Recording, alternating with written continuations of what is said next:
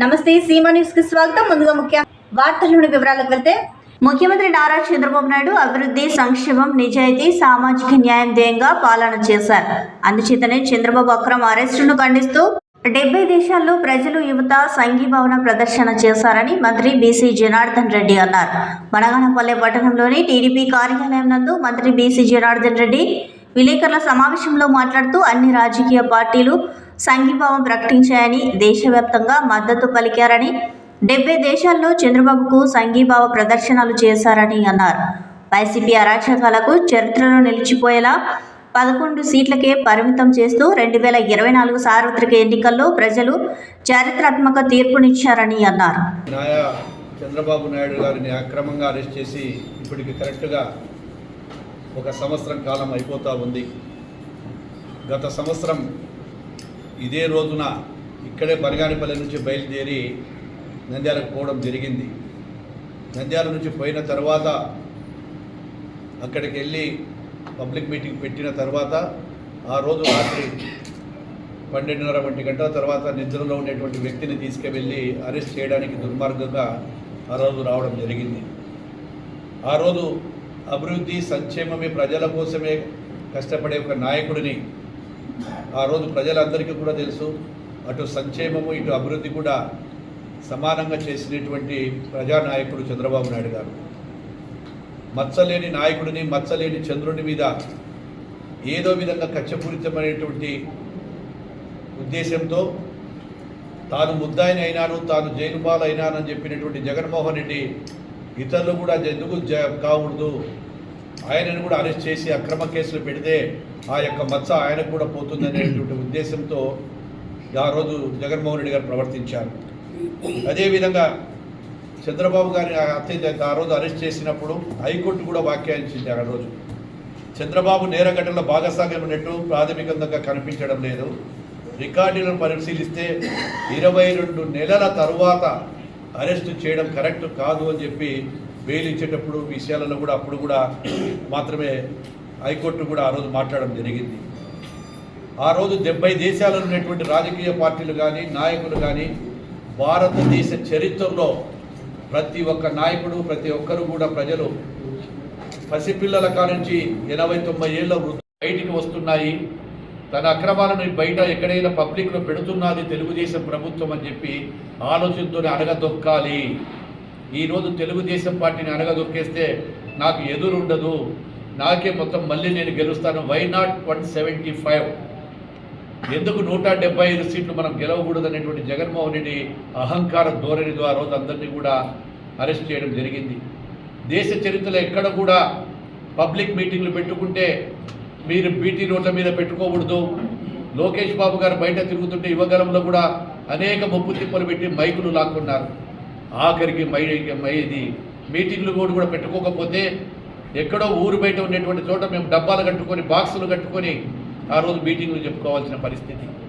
ఈరోజు స్వేచ్ఛగా ధర్నాలు చేస్తూ ఉన్నారు, స్వేచ్ఛగా జగన్మోహన్ రెడ్డి తిరుగుతూ ఉన్నాడు. ఈరోజు స్వేచ్ఛగా ఈరోజు ఎక్కడికైతే ఈరోజు అక్కడ వాటర్ వచ్చిందో అక్కడ వచ్చినటువంటి కర్నూలు నగరంలోని కొత్త బస్టాండ్ దగ్గర గల కార్మిక కర్షక భవనంలో చాకలి ఐలమ్మ రామకృష్ణ గార్ల వర్ధంతి సభ ఏపీ రజక వృద్ధదారుల సంఘం జిల్లా అధ్యక్షుడు సి ముక్కన్న అధ్యక్షతన జరిగింది. ముందుగా ఐలమ్మ రామకృష్ణల చిత్రపటాలకు పూలమాలలు వేసి నివాళులు అర్పించడం జరిగింది. ఈ సందర్భంగా రైతు సంఘం జిల్లా ప్రధాన కార్యదర్శి జి రామకృష్ణ, ఏపీ రజక వృత్తిదారుల సంఘం రాష్ట్ర అధ్యక్షుడు సి గురుశేఖర్, కేవీపీఎస్ జిల్లా ప్రధాన కార్యదర్శి ఎండి ఆనందబాబు మాట్లాడుతూ ప్రజల స్వేచ్ఛ, స్వాతంత్ర్యం కోసం సాయుధ రైతాంగ పోరాటంలో తన వంతు పాత్ర పోషించిన వీరవనిత చాకలి ఐలమ్మ ఈ తరం మనం చరిత్రలో గుర్తుపెట్టుకోవాలని, ఆమె జీవిత చరిత్ర భావితరాలకు తెలియచేయాలి. తన పోరాట పటిమతో రజకులకు ఘన కీర్తిని సంపాదించి పెట్టిన మన రజక వీరవనిత చాకలి ఐలమ్మ చరిత్ర ఆంధ్ర, తెలంగాణకే కాక యావత్ భారతదేశంలో ఉన్న రజకులకు గర్వకారణం. ఉమ్మడి ఆంధ్రప్రదేశ్ రాష్ట్రం 1819 సెప్టెంబర్ 26న వరంగల్ జిల్లాలో రాయపర్తి మండలం కృష్ణాపురం గ్రామంలో వీరవనిత చాకలి ఐలమ్మ జన్మించారని అన్నారు. నల్గొండ జిల్లా జనగామ తాలూకా పాలకుర్తి గ్రామానికి చెందిన చిట్యాల నర్సయ్యతో 14 సంవత్సరాల వయసులో వివాహం చేశారు.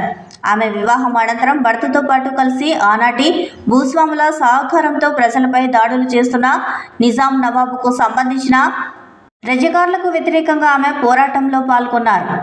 2000 సంవత్సరం ఆగస్టు 28వ తేదీన ఆనాటి ప్రభుత్వం విద్యుత్ ఛార్జీలు పెంచినందుకు ఉమ్మడి ఆంధ్రప్రదేశ్లో వామపక్షాలు, ప్రజా సంఘాలు, చేతి వృత్తిదారులు చెలో అసెంబ్లీ కార్యక్రమానికి పిలుపునిచ్చిన సందర్భంగా అప్పటి ప్రభుత్వం కర్కశంగా అసెంబ్లీకి పోయి ముట్టడి సందర్భంగా బషీర్బాగ్ వద్ద ప్రభుత్వం వ్యవహరించిన పోలీసులు కాల్పులతో సత్తెనపల్లి రామకృష్ణ, బాలస్వామి, విష్ణువర్ధన్ రెడ్డిల వరకు బుల్లెట్ తుపాకీ, ఫిరంగుల గాయాలతో అక్కడికక్కడే ఇద్దరు చనిపోవడం జరిగింది.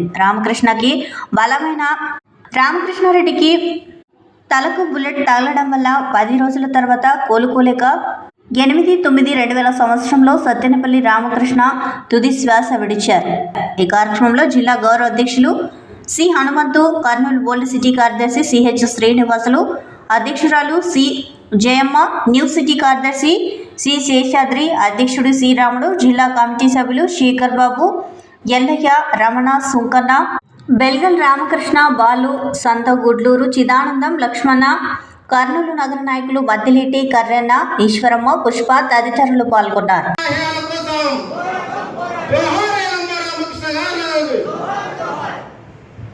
ముక్తి కోసం రైతాంగ పోరాటంలో ముందుండి పోరాడినటువంటి వీరనారి ఐలమ్మ గారి యొక్క 36వ వర్ధంతి, అదేవిధంగా 2000 సంవత్సరం అప్పటి తెలుగుదేశం ప్రభుత్వంలో విద్యుత్ పోరాటంలో అమరుడైనటువంటి సత్తెనపల్లి రామకృష్ణ గారుల 24వ వర్ధంతి కార్యక్రమాన్ని ఏపీ రజక వృత్తిదారుల సంఘం జిల్లా కమిటీ ఆధ్వర్యంలో ఇక్కడ నిర్వహిస్తూ ఉన్నాం. ఏదైతే తెలంగాణ సాయుధ పోరాటం, రైతాంగ పోరాటం 1946-50 మధ్యకాలంలో దేశవ్యాప్తంగా అనేక పోరాటాలు నడుస్తున్నటువంటి సందర్భంగా తెలంగాణలో దున్నేవానికే భూమి కావాలి, అదే వెట్టి చాకిరి విముక్తి కోసం నిజాం నవాబులకు వ్యతిరేకంగా పోరాడినటువంటి వీర వనిత చాకిల ఐలమ్మ, అక్కడ ఉన్నటువంటి నిజాం నవాబు దొరలు, విసులూరు దేశముఖ్ దొరలు ఐలమ్మ యొక్క కుటుంబాన్ని ఎన్ని ఇబ్బందులు, చిత్రహింసలు పెట్టినా ఆమె ఏదైతే ఎర్ర జెండా చేతబట్టి నిరుపేదలంటే భూమి లేనటువంటి రైతుల కోసం పోరాడి అప్పుడు 10 లక్షల ఎకరాల భూమిని కేంద్ర ప్రభుత్వం కానీ రాష్ట్ర పంచే విధంగా ప్రయత్నం చేసినటువంటి వీరవనిత చాకలి ఐలమ్మ గారు 1985లో సెప్టెంబర్ 10వ తారీఖున అనారోగ్యంతో తన మనవరాలు ఇంట్లో ఆమె చనిపోవడం జరిగింది. కాబట్టి ఆమె చేసినటువంటి త్యాగాలు మనమందరం కూడా, ఇప్పుడున్నటువంటి తరమందరం కూడా కొద్దిగైనా మనం ఆమె పోరాట పటిమను తీసుకొని పనిచేయాల్సినటువంటి అవసరం ఉన్నది. అదేవిధంగా 2000 సంవత్సరంలో రాష్ట్ర వ్యాప్తంగా ఏదైతే కేంద్ర ప్రభుత్వం అప్పుడు పివి నరసింహారావు గారు ప్రపంచ బ్యాంకు షరతులకు తలొగ్గి విద్యుత్ సంస్కరణలు, ప్రపంచ బ్యాంకు షరతుల్లో భాగంగా విద్యుత్ సంస్కరణలు తీసుకురావడం జరిగింది.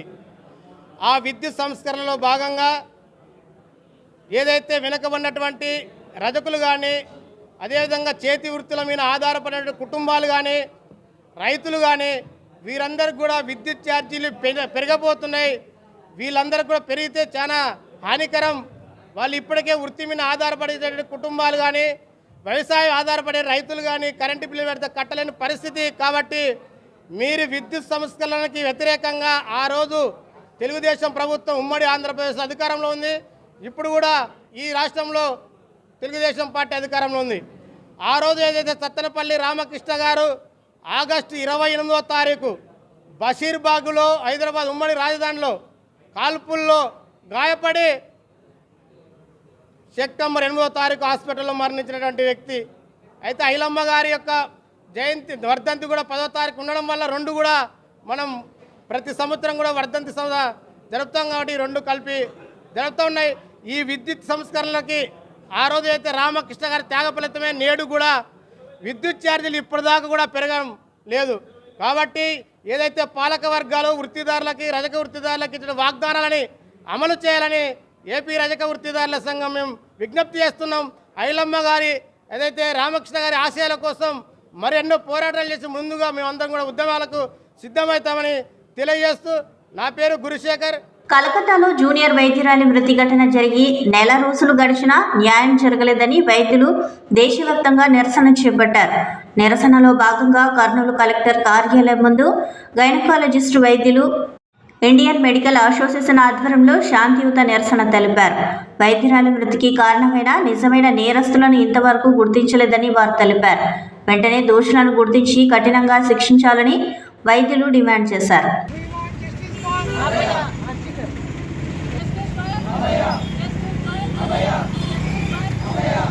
గడిచిపోయింది. ఆర్జీకర్ మెడికల్ కాలేజీలో జరిగినటువంటి ఘోరానికి సరైన న్యాయం జరగలేదు. దానివల్ల మేమంతా కూడా 44,000 మంది ఉన్నటువంటి గైనకాలజిస్టు మరియు ఐఎంఏ మెంబర్స్ అంతా కూడా ఈరోజు ఈ టైంలో అంటే 3 నుంచి 4 గంటల వరకు కూడా మేము సైలెంట్ ప్రొటెస్ట్ చేస్తున్నాం. ఎందుకంటే మాకు న్యాయం జరగలేదు. ఇంతవరకు కూడా సరైన దోషికి శిక్ష పడలేదు, సరైన దోషిని అరెస్ట్ చేయలేదు, నిర్ధారించలేదు ఇంతవరకు కూడా. కాబట్టి దీన్ని ఖండిస్తూ మేము ఈరోజు మొత్తం ఇండియా అంతా కూడా గైనిక్ సొసైటీ మరియు ఇండియన్ మెడికల్ అసోసియేషన్ ఆధ్వర్యంలో మేమంతా కూడా ధర్నా చేస్తున్నాము. నేను doctor yes Venkataramana, Kurnool OBG society president. Kurnool జిల్లా ఎమ్మిగనూరులో వినాయక చవితి ఉత్సవాలు అట్టహాసంగా జరిగాయి. 3 రోజుల పాటు పూజలు చేసిన తర్వాత తుంగభద్ర దిగువ కాలువలో నిమజ్జన కార్యక్రమాలు చేశారు.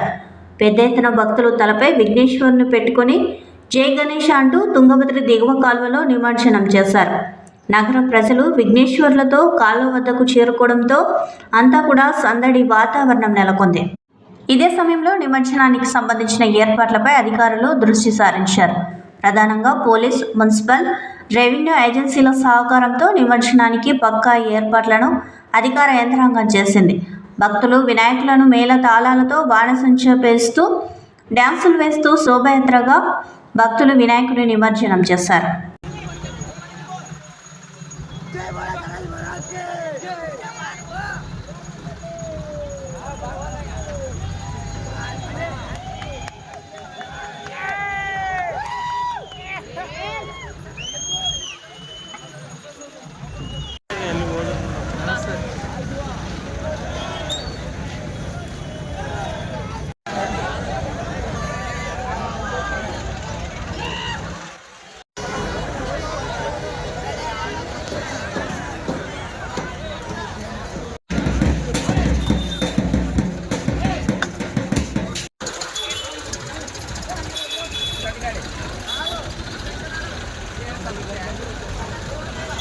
చాకలి ఐలమ్మ 36వ వర్ధంతిని కర్నూలులో బీసీ సంఘాల ఆధ్వర్యంలో నిర్వహించారు. నగరంలోని బీసీ భవన్లో బీసీ సంఘాల నేతలు ఐలమ్మ చిత్రపటానికి పూలమాలలు వేసి నివాళులు అర్పించారు. తెలంగాణ సాయుధ పోరాటంలో ఐలమ్మ నిజాం నవాబులకు వ్యతిరేకంగా పోరాటం చేసిందని రజక సంఘం నేత చంద్రశేఖర్ తెలిపారు.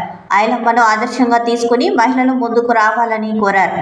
రజకులను ఎస్సీ జాబితాలో చేర్చాలని వారు డిమాండ్ చేశారు. చాకలి ఐలమ్మ విగ్రహాన్ని కర్నూలులో ఏర్పాటు చేయాలని వారు డిమాండ్ చేశారు. ఈ కార్యక్రమంలో రజక సంఘం నాయకులు చంద్రశేఖర్, నాగరాజు తదితరులు పాల్గొన్నారు.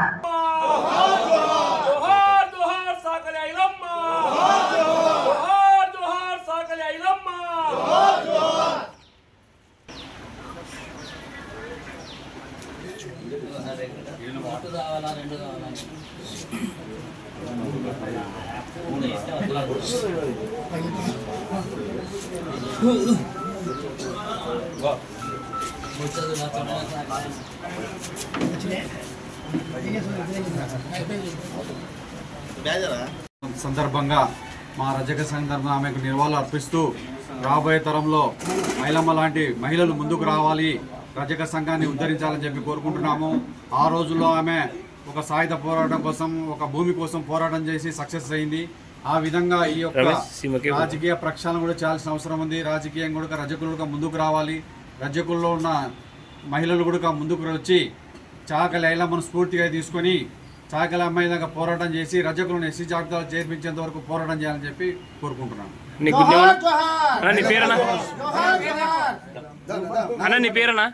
చంద్రశేఖర్, రజక సంఘం. ఈరోజు చాకలి ఐలమ్మ వర్ధంతి సభ బీసీ భవన్లో జరుపుకోవడం జరిగింది. మనకందరూ తెలుసు వరంగల్ జిల్లాలోన 1944 సంవత్సరంలోన పెద్ద ఎత్తున భూపాలన జరిగింది. పెత్తందారులకు వ్యతిరేకంగా, అదేవిధంగా రజాకారులకు వ్యతిరేకంగా చాకలి ఐలమ్మ పెద్ద పోరాటం చేసింది. ఆ పోరాటం సందర్భంగా ఆమెకు అనేక రకాలుగా ఇబ్బంది కలిగించారు. ఆ రోజుల్లోన ప్రధాన కారణం ఆ రోజుల్లో చాకలి ఐలమ్మ కొడుకును కూడా కోల్పోవడం జరిగింది. అయినా పట్టు విడవకుండా రజాకారులకు వ్యతిరేకంగా పోరాటం చేసి ఈరోజు రజకుల్లోన ఆశాజ్యోతిగా నిలబడింది. కాబట్టి చాకలి ఐలమ్మ వర్ధంతి సందర్భంగా మేము అందరం కూడా ఈరోజు చెప్తున్నాం, ప్రభుత్వాలకు రజకులను కాపాడాలి, రజకుల చట్టాలు తేవాలి, రజకులకు స్వేచ్ఛమైనటువంటి చట్టం తీసుకోవాలని చెప్పి మేము ప్రభుత్వానికి డిమాండ్ చేస్తా ఉన్నాం. ఈరోజు బీసీ భవన్ నందు రజక సంఘం ఆధ్వర్యంలో రజక నాయకులందరూ కలిసి ఈరోజు చిట్యాల ఐలమ్మ వర్ధంతి కార్యక్రమాన్ని ఘనంగా నిర్వహించడం జరిగింది. ఈరోజు ఐలమ్మ అనే ఒక వ్యక్తి ఈరోజు 2 రాష్ట్రాల్లో ఈ యొక్క సాయుధ పోరాటంలో ఉద్యమాలు చేసి రజాకారుల మీద పోరాడి ఈరోజు భూ పంపిణీ కార్యక్రమం చేసి ఎంతోమంది పేదలకు భూమి పంచినటువంటి వనిత చాకలి ఐలమ్మ. కాబట్టి ఈ 2 ప్రభుత్వాలు గుర్తించి చాకలి ఐలమ్మ విగ్రహాన్ని ఈరోజు అంబేద్కర్ విగ్రహం ఏ విధంగా 200 అడుగులు 300 అడుగులు పెడుతున్నారో అదేవిధంగా చాకలి ఐలమ్మ విగ్రహాలని ట్యాంకు బండ మీద ఇక్కడ విజయవాడలో అమరావతిలో కూడా నెలకొల్పాలని చెప్పి కూడా ఆంధ్రప్రదేశ్ రజక సంఘం నుంచి కూడా మేము డిమాండ్ చేస్తున్నాము. ఎందుకంటే ఈరోజు ఐలమ్మను స్ఫూర్తి తీసుకొని ఎంతో మంది మహిళలు ఈరోజు బయటకు వచ్చి ఉద్యమ పోరాటం ఫలించి ఈరోజు ఎన్నో కార్యక్రమాలు చేస్తున్నారు. కాబట్టి విశాఖ ఉక్కు పరిశ్రమను ప్రైవేటీకరణ చేయకూడదని కర్నూలు అఖిలపక్ష ట్రేడ్ యూనియన్ రైతు సంఘాల ఆధ్వర్యంలో రాస్తారోకో చేశారు. కేంద్ర ప్రభుత్వం వెంటనే విశాఖ ఉక్కు పరిశ్రమ ప్రైవేటీకరణ చేసే నిర్ణయాన్ని ఉపసంహరించుకోవాలని రాజవిహార్ కూడలిలో మానవహారం చేసి నిరసన తెలిపారు. రాష్ట్రం విడిపోయిన తర్వాత ఉన్న ఏకైక పెద్ద పరిశ్రమ అయిన విశాఖ ఉక్కు పరిశ్రమను ప్రైవేట్ పరం చేస్తే రాష్ట్రం మరింత నష్టపోతుందని వారు తెలిపారు. విశాఖ స్టీల్ ప్లాంట్ను పూర్తి సామర్థ్యంతో నడిపించాలని అన్నారు. ముఖ్యమంత్రి నారా చంద్రబాబు నాయుడు, ఉప ముఖ్యమంత్రి పవన్ కళ్యాణ్ ఈ విషయంపై స్పందించి కేంద్ర ప్రభుత్వంపై ఒత్తిడి తీసుకురావాలని సిపిఎం నాయకులు రాముడు డిమాండ్ చేశారు.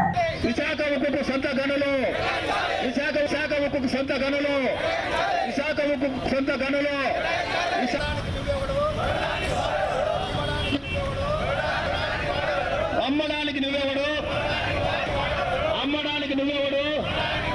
విశాఖ ఉక్కును అమ్మడానికి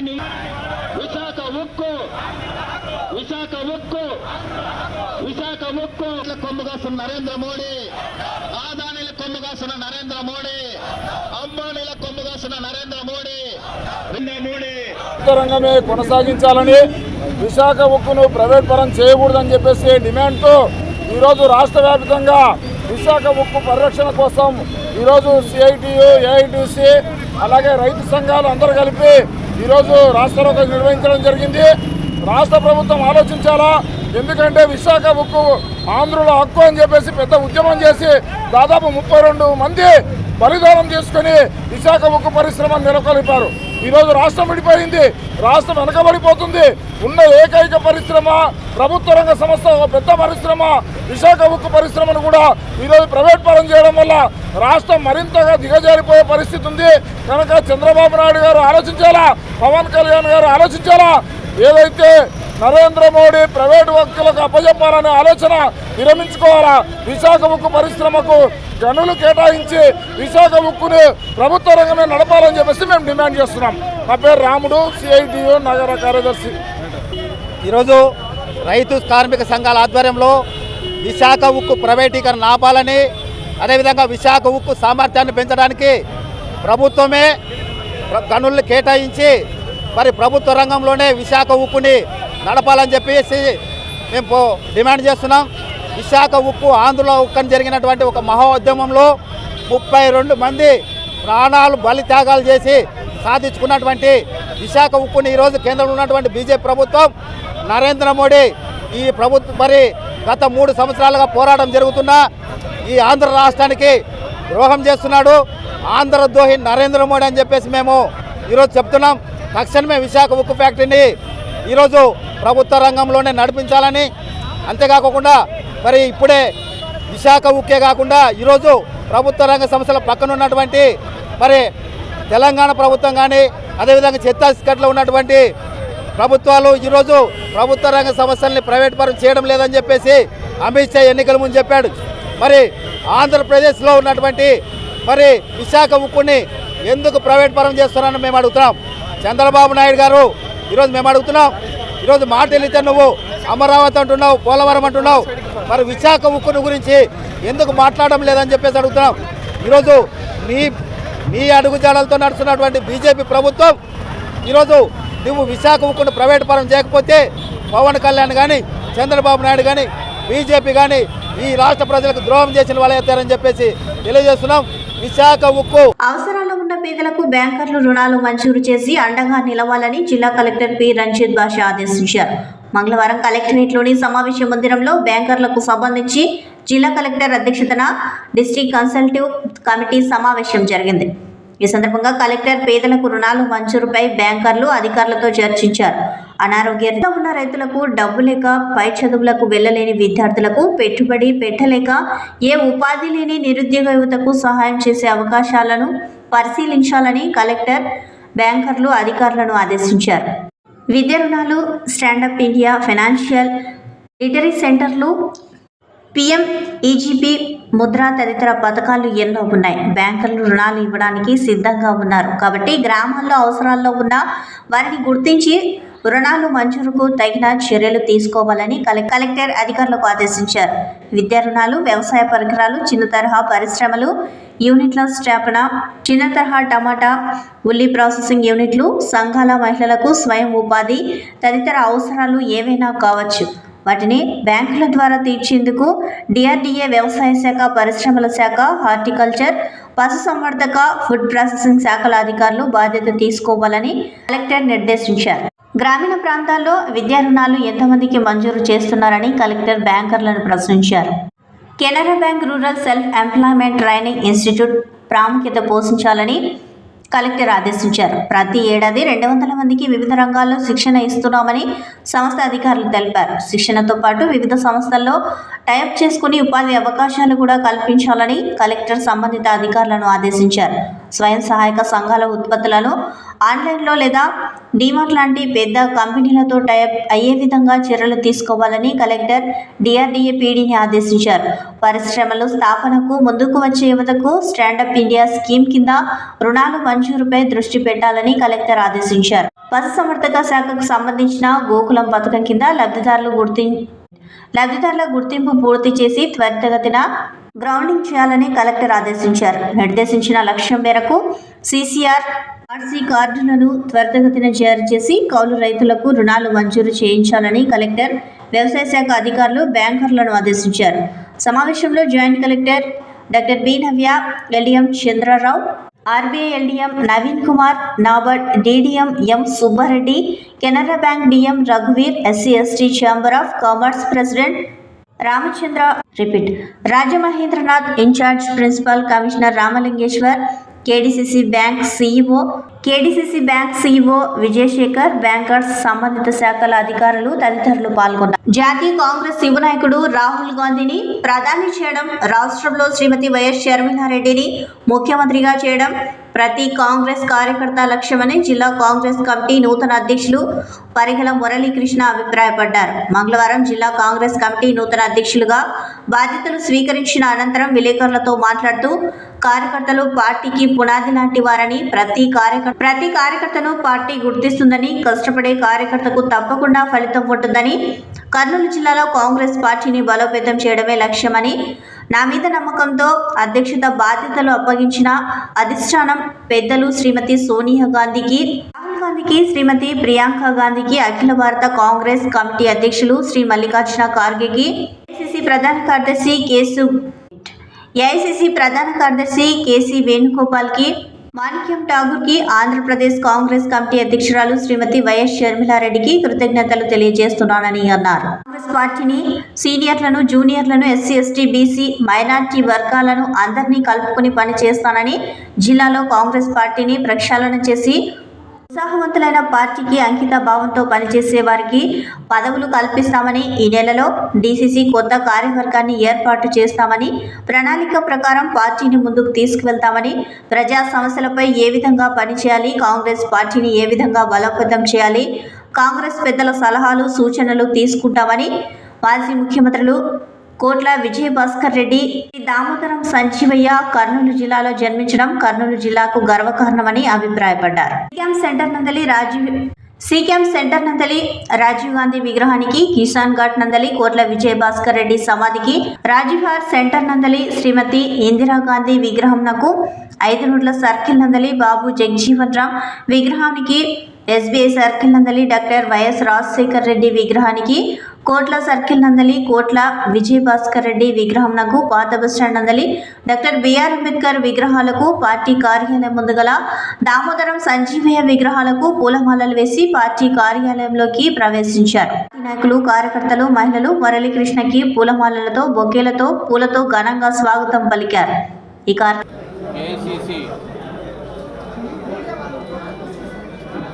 ప్రెసిడెంట్ మల్లికార్జున ఖర్గే గారికి, సోనియా గాంధీ గారికి, రాహుల్ గాంధీ గారికి, ప్రియాంక గాంధీ గారికి, ఏఐసిసి జనరల్ సెక్రటరీ గొప్ప దినంగా మనం భావించాలి. కాంగ్రెస్ పార్టీ మళ్ళా మొత్తం ప్రక్షాళన చేసిన మా పిసిసి అధ్యక్షులు వారు రాబోయే రోజులలో కాంగ్రెస్ పార్టీని ఎలా బలోపేతం చేయాలి, గ్రాస్ రూట్ లెవెల్ నుంచి ఎలా పనిచేయాలి, ఏ విధంగా ముందుకు వెళ్ళాలి, సీనియర్లను కలుపుకోవాలి, జూనియర్లను కలుపుకోవాలి, మహిళలను కలుపుకోవాలి, అందరినీ ఎస్సీ, ఎస్టీ, బీసీ, మైనారిటీ వర్గాలకు మేము కాంగ్రెస్ పార్టీ దగ్గరకు అవ్వాలి అనే సూచిక మేరకు ఈరోజు మమ్మల్ని ఏఐసిసి గారు, మా పిసిసి గారు మమ్మల్ని నియమించడం జరిగింది. రాబోయే రోజులలో రేపనగా మాకు మళ్ళా మా పిసిసి అధ్యక్షుల వారితో మీటింగ్ ఉంది. అయిపోయిన తర్వాత మేము ఇంకొకసారి మీటింగ్ ఏర్పాటు చేసుకొని మొత్తం కార్యవర్గం అంతా ఈ నెల లోపల మేము కంప్లీట్ చేసుకొని ఎవరెవరు ఏ బాధ్యతలుగా పనిచేయాలి, సీరియస్గా పనిచేయాలి, ఏ విధంగా మనమైతే ముందుకు తీసుకెళ్ళాలి, ఏ విధంగా మన కార్యక్రమాలు ఏ విధంగా ప్రజల్లోకి తీసుకుపోవాలి, ప్రజల కోసం మనం ఏ విధంగా పనిచేయాలి, ప్రజలు మనల్ని నమ్మిన తర్వాత మనల్ని ఏ విధంగా రాబోయే రోజులలో ఏ విధంగా మనల్ని వాళ్ళు అప్రిషియేట్ చేస్తారని కూడా ఈ సభాముఖంగా తెలియజేసుకుంటున్నారు. ముఖ్యంగా అందరు కలిసికట్టుగా కాంగ్రెస్ పార్టీని బలోపేతం చేయాలి. ఏ రోజైతే మన విజయభాస్కర్ రెడ్డి గారు, దామోదరం సంజీవయ్య గారు ఏ విధంగా మన కర్నూలు జిల్లాకు ఆ రోజు పాటుపడి ఎంత ముఖ్యంగా పనిచేశారో